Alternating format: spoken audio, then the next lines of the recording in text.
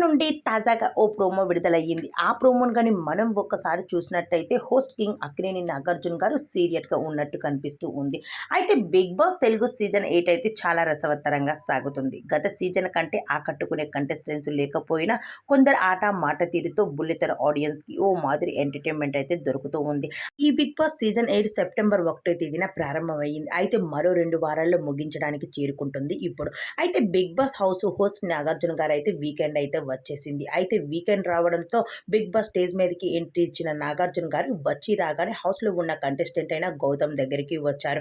గౌతమ్ ఎలా ఉన్నావు అని అడిగారు. బాగానే ఉన్నా సార్. నీ ఆట, నీ మాట తీరు అంతా బాగుంది. అయితే నువ్వు స్టాండర్డ్ అయ్యేది ఇంకా బాగుంది. నీ మీద నువ్వు ఆధారపడుతున్నావు చూసావా? ఎవరి మీద ఆధారపడకుండా అదంటే చాలా బాగుంది అంటూ చెప్పుకొచ్చారు. ఇదంతా ఓకే కానీ నీకొక విషయం అడగాలనుకుంటున్నాను గౌతమ్. ఏంటి అంటే నువ్వు మొన్న రంగు పడింది టాస్క్‌లో అయితే నిఖిల్‌తో ఆడావు ఆట.